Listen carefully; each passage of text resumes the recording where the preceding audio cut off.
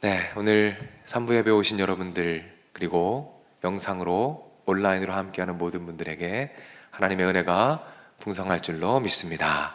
우리 앞뒤 좌우에 계신 분들에게 이렇게 한번 인사할게요. 주님의 이름으로 환영하고 축복합니다. 인사하겠습니다.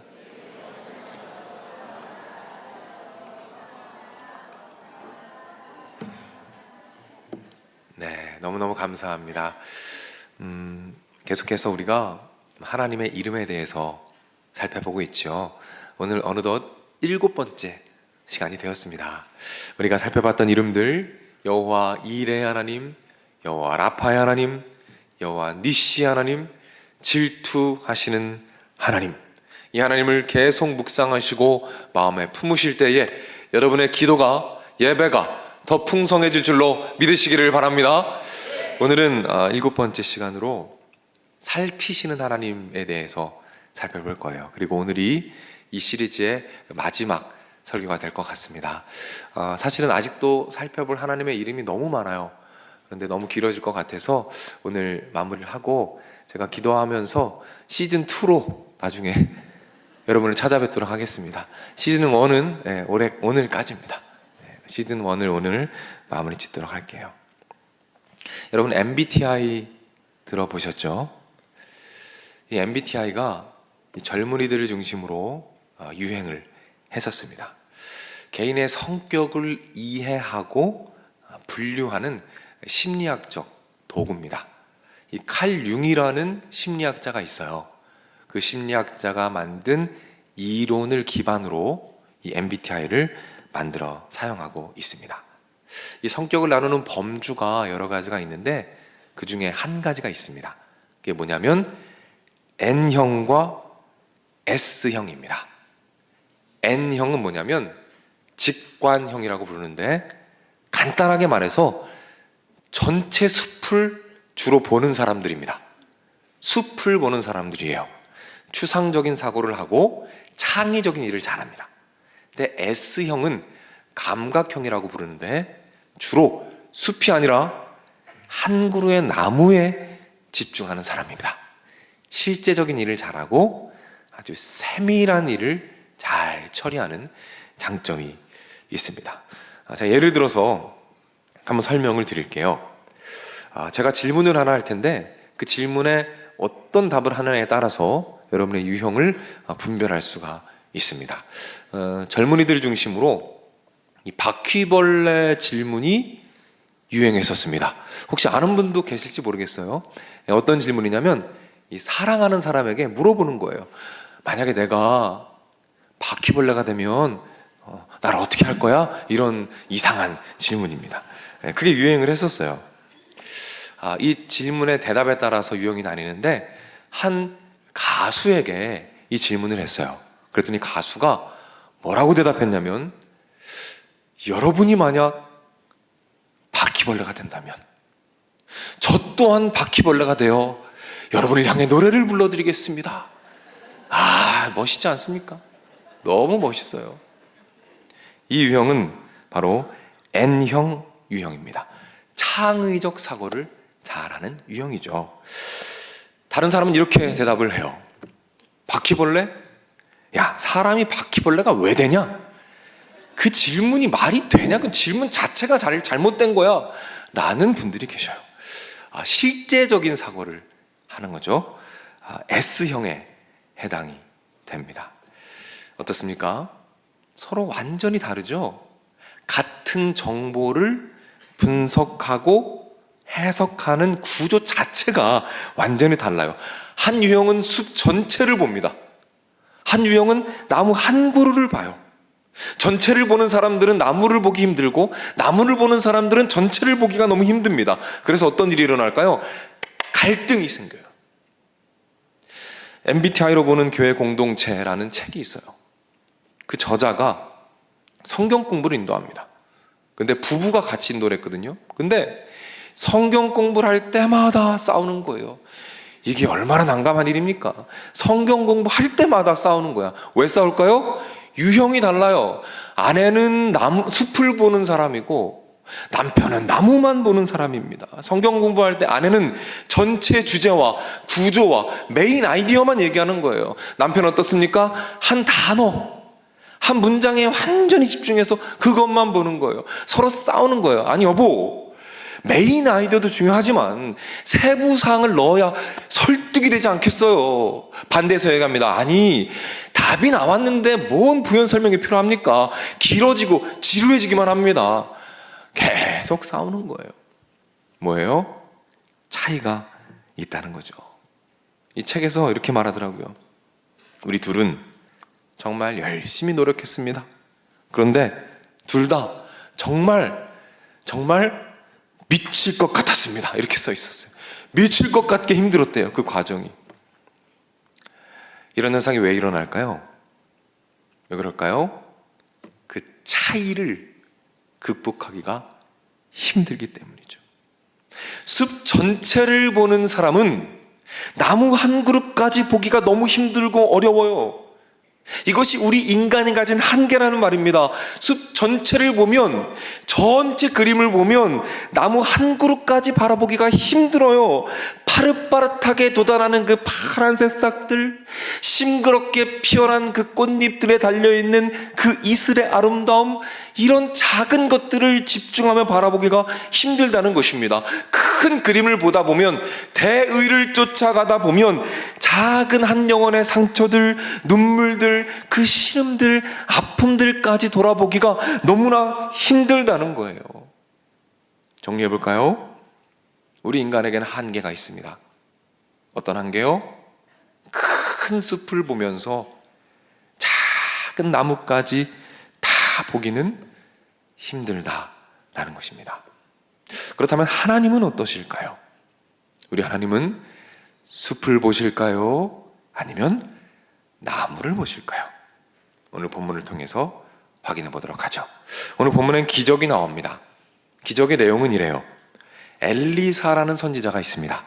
제자들이 집을 넓히기 위해서 일을 합니다. 그러다가 도끼 한 자루를 물에 빠뜨려요.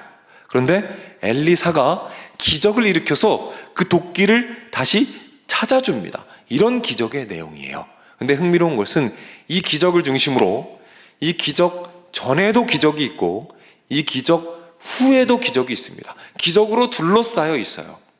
오늘 본문의 기적 전에 있는 본문 기적은 뭐냐면 아람이라는 나라가 있습니다. 그 나라에 아주 높은 관리, 군대 장관이 있어요. 나아만이라는 사람입니다. 그 사람의 질병이 고침받는 내용이 나와요. 그리고 오늘 본문 이후에는 말씀드린 아람이라는 나라와 싸워서 승리하는 내용들입니다. 어마어마하게 큰 기적들을 일으켜 주심으로 인해서 이스라엘 백성이 승리하는 커다란 기적이 나와요. 우리는 이 기적들을 통해서 어떤 하나님을 발견하게 됩니까? 어떤 하나님이죠? 각 나라의 흥망성쇠를 주관하시는 하나님, 권력과 힘이 있는 자들을 좌지우지하시는 하나님, 인류 역사의 모든 것들을 아시고 홀로 주관하시는 하나님, 이 지구뿐만 아니라 광대한 우주를 지으시고 홀로 다스리시고 통치하시는 하나님, 크고 높으신 하늘에 계신 하나님 아버지를 우리가 만나게 된다는 거죠. 그런데요, 이 흐름 속에서 오늘 본문이 좀 어색해요. 아람의 높은 군대 장관 지휘관을 고치신 내용, 그리고 아람이라는 어마어마한 나라를 상대로 이기시는 큰 기적들의 내용, 그 본문 사이에 오늘 본문이 끼어 있어요.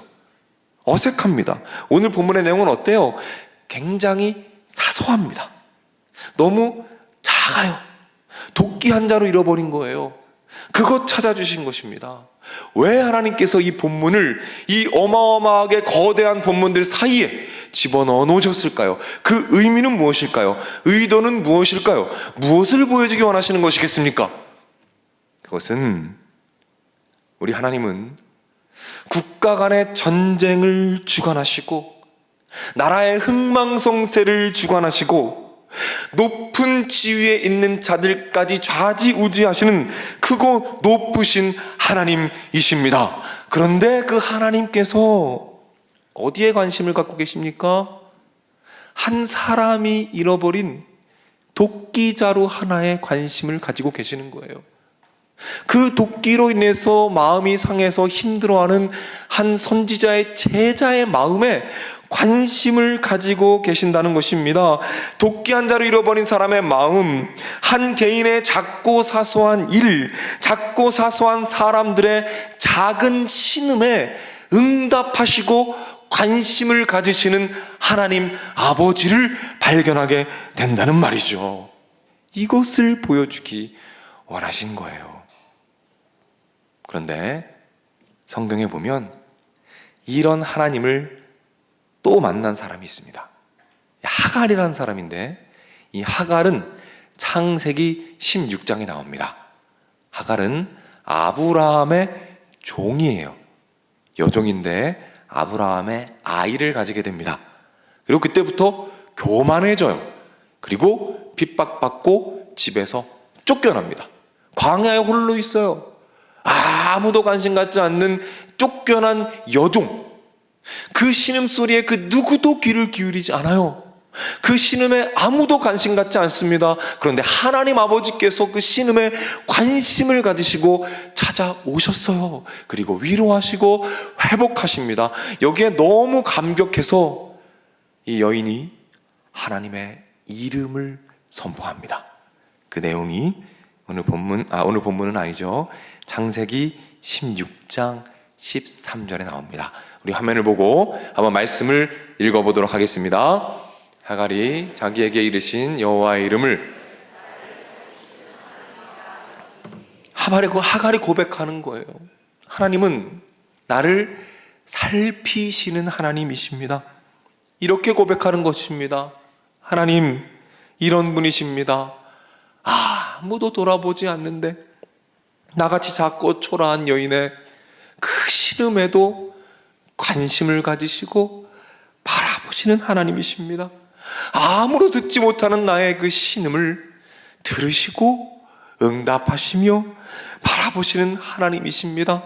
크고 높으신 하나님께서, 전능하신 온 우주 만물을 다스리시는 하나님께서 이 작고 초라한 나의 기도에 귀를 기울이시는, 나를 살피시는 하나님이십니다. 이런 고백을 하고 있는 것이죠. 사랑하는 여러분, 사람들은 한계가 있습니다. 숲을 보다 보면 나무를 볼 수가 없어요. 이것이 우리의 한계입니다.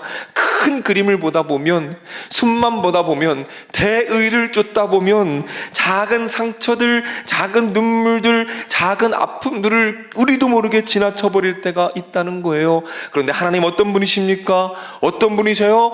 큰 계획으로 온 우주 만물을 다스리시지만 동시에 저와 여러분들의 작은 신음, 소소한 아픔까지도 세밀하게 살피시는 분, 그분이 우리 하나님이시라는 것이죠.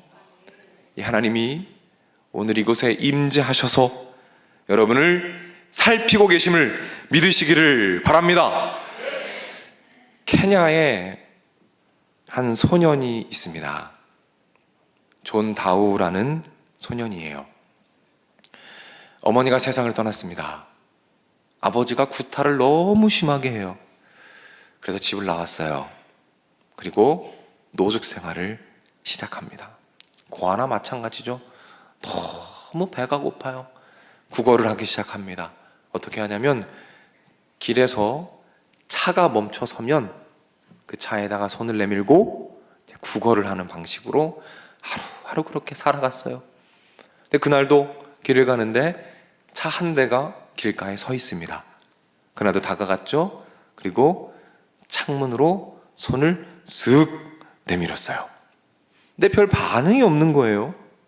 차 안을 빼꼼히 바라보니까 한 아주머니가 누워있는데 큰 산소통을 차고 그렇게 누워 계신 거예요.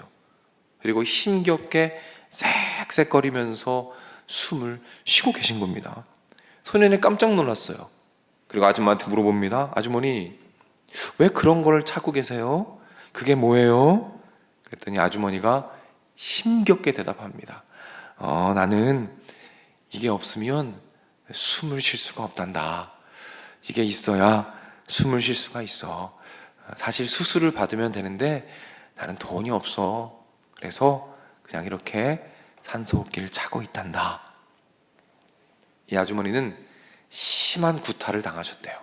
그래서 폐 기능을 잃어버리신 겁니다. 근데 이야기를 듣는데 이 소년의 마음에 뜨거움이 임하는 거예요. 하나님이 이 아이의 마음을 움직이기 시작합니다. 그리고 눈물이 막 흐르기 시작해요. 그리고 속으로 생각합니다. 나보다 더 힘든 사람들이 있구나. 길거리에 사는 나보다 더 힘들게 사는 사람들이 있구나. 그렇게 말하고 아주머니에게 이렇게 말합니다. 아주머니, 제가 아주머니 위해서 잠깐 기도를 해드려도 괜찮을까요? 라고 물어봅니다. 아주머니는 당연히 흔쾌히 좋다고 말하죠. 이 아이는 아주머니의 손을 꼭 잡고 기도합니다. 하나님, 제발 이 아주머니의 병이 낫게 해주시옵소서. 하나님, 치료하여 주시옵소서. 하나님의 능력으로 깨끗하게 치료하여 주옵소서. 눈물을 툭툭 흘리면서 이 아이가 기도를 하는 거예요. 그리고는 자신이 모아둔 그 꼬깃꼬깃한 돈들, 그 구걸에서 모은 그 조금 돈을 이 아주머니에 다 드렸어요. 너무 기특하죠? 그런데 놀라운 일이 일어납니다. 한 사람이 이 과정을 처음부터 끝까지 다 지켜보고 있었어요. 그리고는 사진을 찍어서 SNS에 올렸습니다. 그리고 사람들이 그 이야기를 듣고 감동을 했어요. 그리고 모금 운동이 시작됩니다. 어마어마한 돈이 모였어요. 그래서 풍성한 돈으로 이 아주머니는 수술을 받게 됩니다. 완전히 치료가 되었어요. 그리고 이 아이는 아주 유복한 가정에 입양을 받게 됩니다. 아주 행복한 하루하루를 살게 돼요. 그 소년의 간절한 기도가 어떻게 되었습니까? 풍성하게 응답된 것이죠. 저는 이 이야기가 너무 좋아요. 왜냐하면 이 이야기를 읽는 가운데 저는 살피시는 하나님을 만날 수 있었기 때문입니다. 그 연약하고 작은 소년의 기도에 귀를 기울이신 하나님, 작은 신음에 응답하시는 하나님, 아무도 돌아보지 않는 그 소년의 기도를 살피시는 하나님 아버지를 만날 수가 있었습니다. 성경은 하나님에 대해서 이렇게 말씀하세요. 시편 96편 10절입니다. 여호와께서 통치하시니 세계가 흔들리지 못할지라. 저가 만민을 공평히 판단하시리라. 온 세계를 통치하시고 만물을 다스리시며 만민을 통치하시는 하나님, 그 하나님을 선포합니다. 그런데 그 하나님께서 이렇게 하신다고 말씀하셔요. 누가복음 12장 7절입니다. 너희에게는 심지어 머리털까지도 다 세신 바 되었으니 두려워하지 말아라. 그 크신 하나님이 심지어 내 머리털까지 세실 만큼 세심하게 귀를 기울이고 계신 거예요. 그 크신 하나님이 가장 연약한 자의 가장 가녀린 기도에까지 귀를 기울이고 계신다는 것입니다. 그 가녀한 숨결에 관심을 보이신다는 거예요. 어린아이가 고사리 손을 모으고 기도한 옹알이 같은 기도에도 하나님이 관심을 가지시고 살피신다는 것입니다. 그 하나님, 살피시는 하나님, 지금도 동일하게 우리의 작은 신음을 살피고 계심을 믿으시기를 바랍니다. 제가 설교 초반에 바퀴벌레 이야기, 바퀴벌레 질문 말씀드렸죠? 여러분, 그 질문이 어디에서 시작된지 아십니까? 이 질문은 한 소설로부터 시작이 되었어요. 어떤 소설이냐면 프란츠 카프카라는 분이 쓴 변신이라는 소설입니다. 한 여자분이 이 책을 읽었어요. 소설을 읽고 그리고 엄마에게 찾아갑니다. 그리고 물어봤어요. 엄마, 내가 자고 일어났는데 내가 바퀴벌레가 돼 있으면 엄마 나한테 어떻게 할 거야? 이렇게 물어봤습니다. 이 책의 내용이 그런 내용이었거든요. 한 사람이 벌레로 변해서 가족에게 버림받는 내용이었어요. 그렇게 이 여자분이 물어보면서 이 질문놀이가 퍼져가게 되었습니다. 여러분, 그런데요, 이 질문 이면에, 이 보여지는 질문 깊은 내면에 다른 숨겨진 마음이 있다는 사실 아십니까? 이 질문 이면에 숨겨진 의도가 있다는 거 아세요? 거기에 대해서 전문가들이 이렇게 말합니다. 한 철학과 교수님은 이렇게 말했어요. 바퀴벌레와 자신을 동일시하는 것은 자신이 언제든 바퀴벌레 같은 무가치한 존재로 추락할 수 있다는 두려움의 반영이다. 이렇게 말씀을 하셨어요. 그리고 한 대중문화평론가는 이렇게 말씀하셨습니다. 바퀴벌레 질문놀이는 코로나로 관계가 2년 넘게 끊긴 청년들의 존재감을 확인하려는 열망과 맞닿아 있다. 이렇게 분석하셨어요. 쉽게 말해서 이 질문은 이런 겁니다. 내가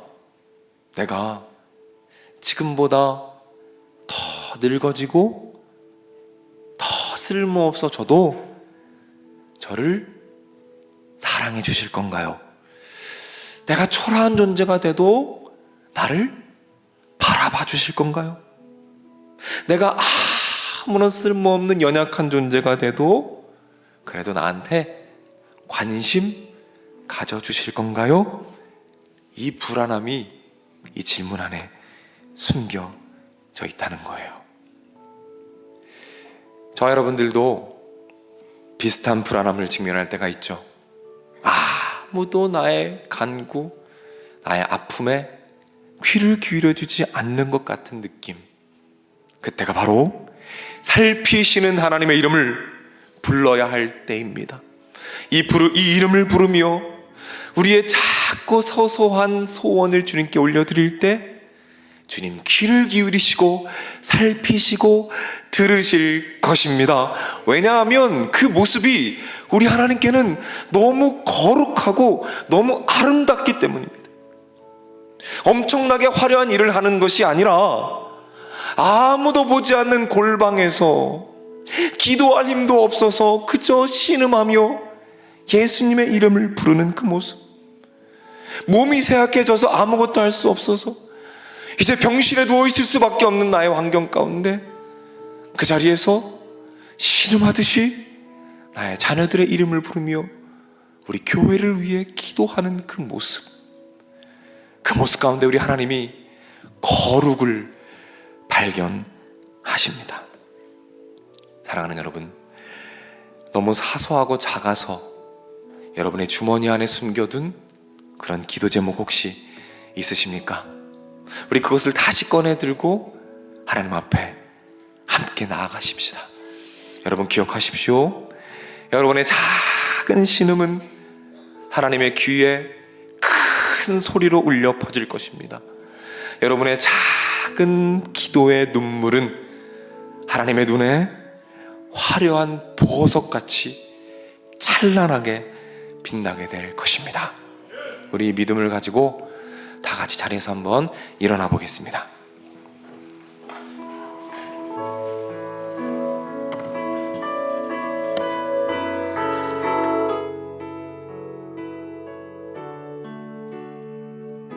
우리 찬양합니다. 하나님의 사랑을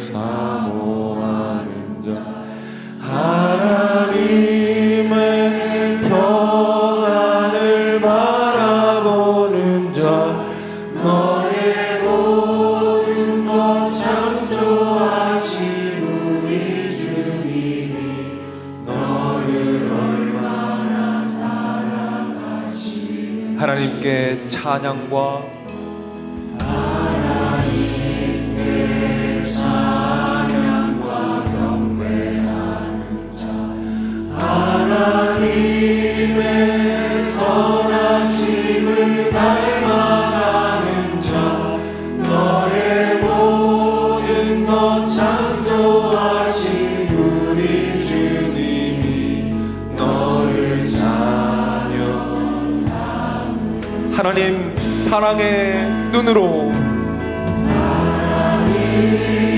사랑의 눈으로 너를 어느 때나 바라보시고 하나님이 비로소 언제나 너에게 기울이시 어두움의 밝은 빛을 우리의 작은 신음에도 응답하십니다. 너의 작은 신음에도 응답하시니 너는 어느 곳에 있는지 주를 향하고 주만 우리 다시 한번 찬양합니다. 하나님 사랑의 눈으로 사랑의 눈으로 너를 어느 때나 바라보시고 하나님이 짠 비로소 언제나 너에게 우리 믿음으로 찬양합니다. 어두움에 밝은 빛을 비춰주시고 너의 작은 신음에도 응답하시니 너는 어느 곳에 있는지 주를 향하고 주만 바라 구원하심이 보좌에 앉으신 원하시니 보좌에 앉으신 우리 하나님과 어린 양 되리로다 원하시니 보좌에 앉으신 우리 하나님과 우리 다시 한번 주님을 찬양합니다. 구원하심이 아멘. 원하시니 보좌에 앉으신 우리 하나님과 어린 양 되리로다 원하시니 보좌에 앉으신 우리 하나님과 어린 양 되리로다 사랑하는 여러분, 저 높은 하늘 보좌에서 온 우주 만물을 다스리시는 예수 그리스도께서 여러분의 작은 신음에 귀를 기울이고 계심을 믿으시기를 바랍니다. 우리 이렇게 기도합시다. 하나님, 믿음을 더하여 주옵소서. 나의 작은 신음에도 귀를 기울이시며 응답하시고 살피시는 하나님에 대한 믿음을 나에게 허락하여 주시옵소서.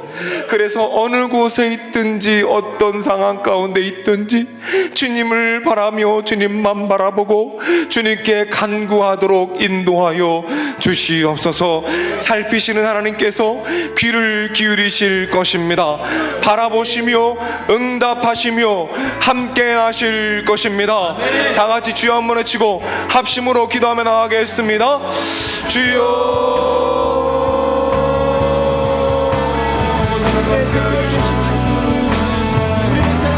인도하여 주시옵소서. 하나님 기도하며 나아갑니다.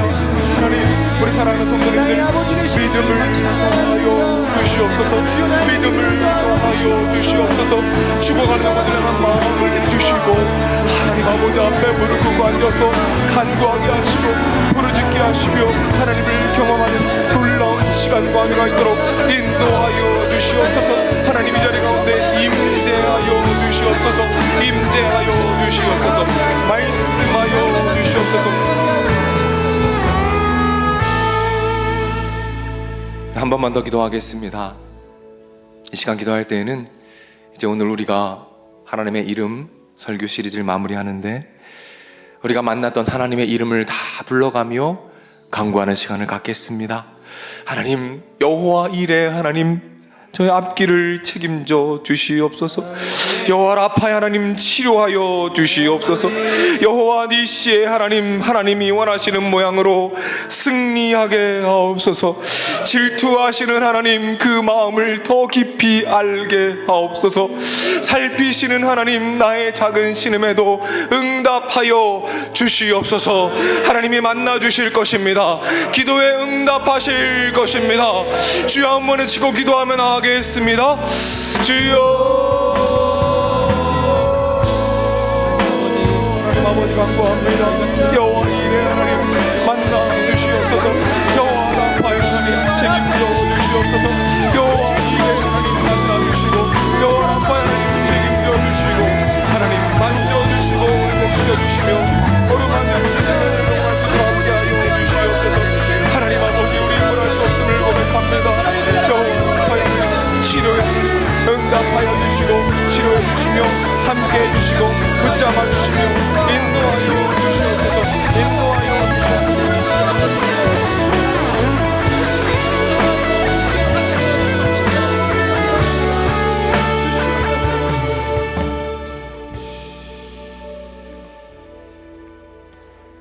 우리의 작은 신음에도 응답하시는 아버지 하나님, 우리의 발걸음을 이곳으로 인도하여 하나님의 귀한 말씀을 들으며 위로받고 은혜받게 하시니 감사합니다.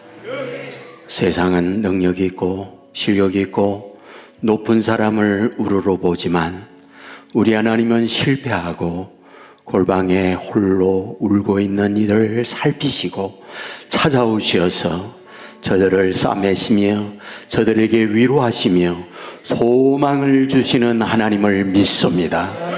하나님께 의지하며 우리의 모든 걸 맡기며 다시 일어나 희망찬 미래를 향하여 나아가는 주의 자녀들 삼아 주시옵소서.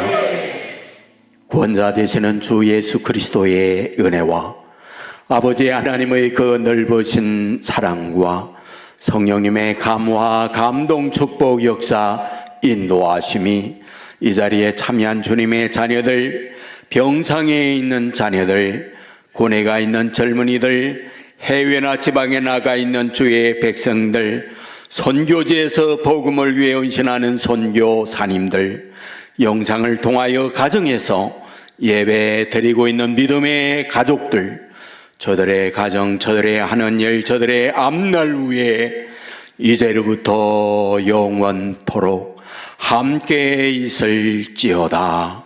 아멘.